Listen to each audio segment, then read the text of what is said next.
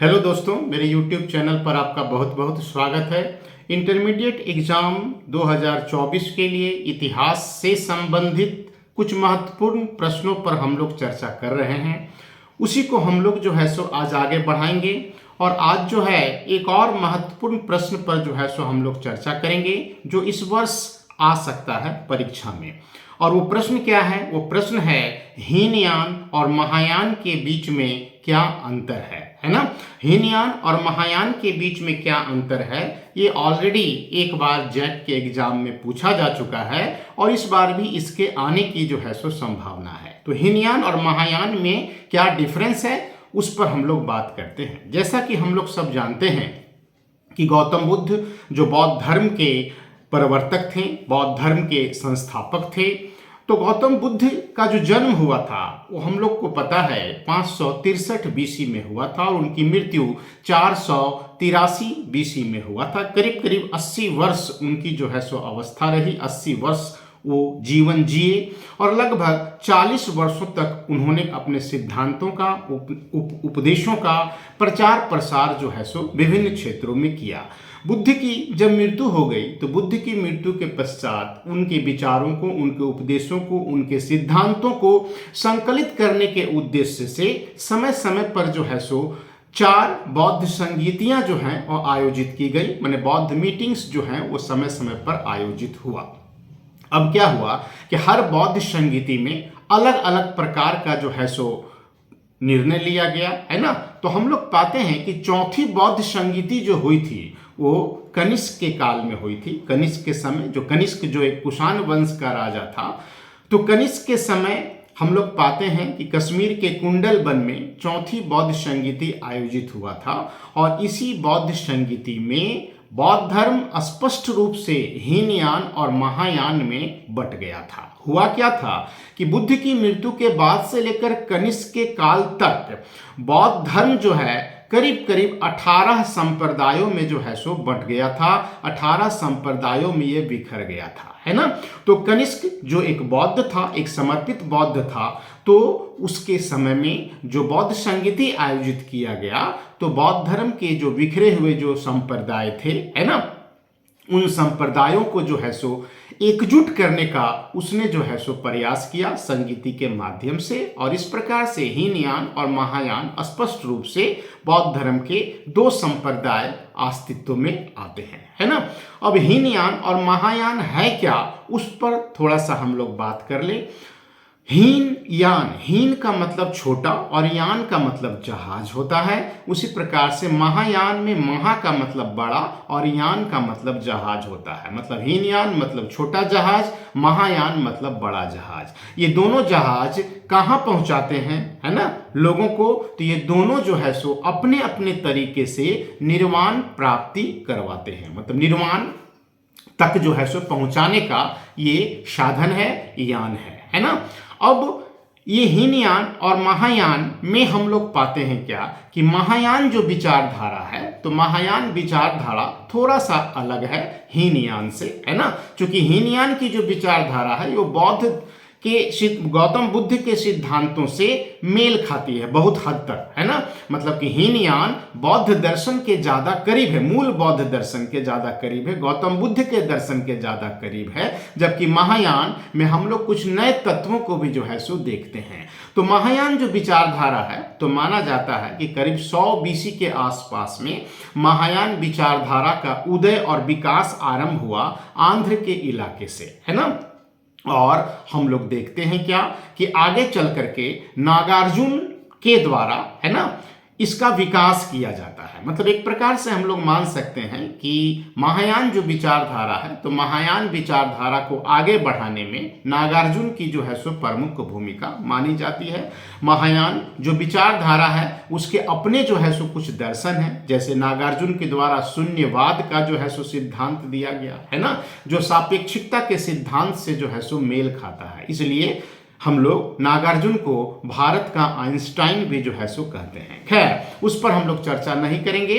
तो सीधा सीधी हम लोग देखते हैं कि आखिर हीनयान और महायान के बीच में क्या अंतर है। अगर एग्जाम में ये क्वेश्चंस आए तो 4-5 पॉइंट में जो है सो आप इसको दिखाने का प्रयास करें। सबसे पहले नंबर 1 जो है वो ये है कि हीनयान जो है, तो हीनयान कहता है कि सभी को अपनी मुक्ति का मार्ग जो है वो स्वयं ढूंढना होगा। मतलब नंबर 1 में आप दिखाइए कि हीनयान का मानना है या हीनयान कहता है कि सभी को अपनी मुक्ति का मार्ग जो है वो स्वयं ढूंढना होगा। मतलब हर व्यक्ति जो निर्वाण चाहता है तो उसके लिए उसको स्वयं ही जो है सो प्रयास करना होगा, अपनी मुक्ति का मार्ग स्वयं ढूंढना होगा। हम अधिक से अधिक आपकी सहायता कर सकते हैं, हम आपको बता सकते हैं कि किस ट्रैक पर चलना है, कैसे आपको दौड़ना है, किन किन चीजों का अनुपालन करना है, करना जो है सो आप ही को पड़ेगा, है ना।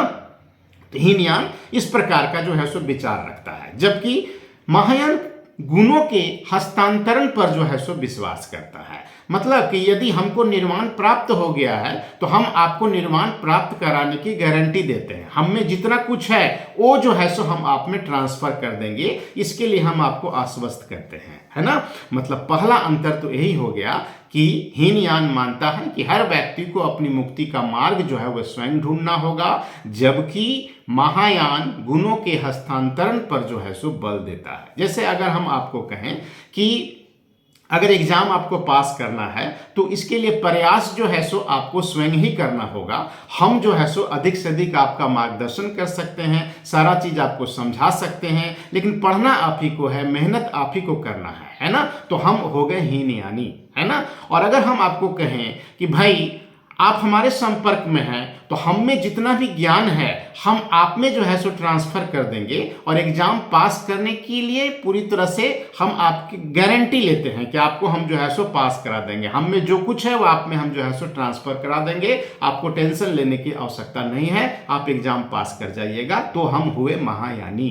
तो पहला अंतर आपका यही हो गया। दूसरा अंतर है कि हीनयान जो है वो बुद्ध की ऐतिहासिकता पर जो है सो विश्वास करता है ना। हीनयान मानता है कि बुद्ध जो हैं वो एक ऐतिहासिक व्यक्ति थे जो इस धरती पर आए, है ना, अपना उपदेश दिए, एज ए टीचर जो है सो उन्होंने काम किया, जनता को उन्होंने अपना एक अलग सिद्धांत दिया और वो चले गए। अब उनके दोबारा आने की जो है सो संभावना नहीं है। मतलब वो एक ऐतिहासिक व्यक्ति थे जो आए, अपना काम किए और चले गए, अब ये दोबारा नहीं आएंगे। जबकि महायान जो है वो बोधिसत्व की अवधारणा पर जो है सो विश्वास करता है ना। बोधिसत्व की जो है सो अवधारणा जो है वो ये मानता है कि बुद्ध का इस धरती पर तब तक अवतरण होता रहेगा जब तक वो एक एक व्यक्ति को जो है सो निर्वाण उपलब्ध न करा दे, है ना। मतलब कि बुद्ध का विभिन्न कालों में विभिन्न रूपों में इस धरती पर जो है सो आगमन होता रहा है, और उनका हर आगमन जो है वो जनता के कल्याण के लिए, लोगों के कल्याण के लिए जो है सो उनका अवतरण होता है। और इसी क्रम में आने वाले समय में उनका एक और अवतरण होगा धरती पर, और वो मैत्रेय बुद्ध के नाम से जो है सो जाने जाएंगे, है ना। मतलब कि महायान, इसी को हम लोग बोधिसत्व कहते हैं, बोधिसत्व का कंसेप्ट शॉर्ट में, है ना, इसी को हम लोग कहते हैं। तो महायान कहता है कि बुद्ध तब तक आएंगे जब तक एक एक व्यक्ति निर्वाण प्राप्त न कर ले। तो ये दूसरा अंतर जो है सो आप दिखा सकते हैं, है ना। तीसरा अंतर आप दिखाइए कि हीनयान जो है वो संसार को जो है सो दुखमय मानता है ना। हीनयान मानता है ठीक उसी तरह से जैसे गौतम बुद्ध ने कहा था कि संसार में सर्वत्र दुख ही दुख है ना। तो हीनयान भी मानता है कि ये संसार जो है वो दुखमय है, संसार में सर्वत्र दुख ही जो है सो व्याप्त है। जबकि महायान जो है वो थोड़ा आशावादी जो है सो दृष्टिकोण रखते हैं, है ना। संसार को पूरी तरह से दुखमय न मान करके वो जो है सो एक आशावादी दृष्टिकोण जो है सो रखते हैं, और ये महायानियों का जो है सो एक प्रमुख गुण भी है ना। तो ये तीसरे पॉइंट के रूप में जो है सो आप दिखा सकते हैं। चौथा चीज आप दिखाइए कि हीनयान जो है, तो हीनयान स्वयं के प्रयत्नों पर जो है सो ज्यादा बल देता है, ठीक है, कि आपको अगर निर्वाण प्राप्त करना है या जीवन में कुछ भी आपको करना है तो आपको स्वयं का प्रयत्न जो है सो सबसे महत्वपूर्ण होगा। मतलब स्वयं के प्रयत्नों से, अपने कर्मों से ही जो है सो आप जीवन में आगे बढ़ सकते हैं, या वांछित जो लक्ष्य है उसको जो है सो आप प्राप्त कर सकते हैं, है ना। इसके ठीक विपरीत महायानी मानते हैं कि गौतम बुद्ध के प्रति जो विश्वास है और गौतम बुद्ध के प्रति जो भक्ति है वही जो है सो आपको आगे लेकर के जाएगा। मतलब कि गौतम बुद्ध के प्रति भक्ति, गौतम बुद्ध के प्रति विश्वास, ये निश्चित रूप से जो है सो आपको आगे बढ़ाने में जो है सो सहायक होगा। भले आपका प्रयत्न थोड़ा सा ही क्यों ना हो, प्रयत्न बहुत व्यापक ही क्यों ना हो, व्यापक ही क्यों ना हो, आप अगर बुद्ध के प्रति भक्ति रखते हैं, बुद्ध के प्रति विश्वास रखते हैं, तो आप निश्चित रूप से अपने वांछित लक्ष्य को जो है सो प्राप्त कीजिएगा। इस प्रकार का जो है सो विचार महायानियों का है। तो ये एक चौथे अंतर के रूप में आप दिखा सकते हैं।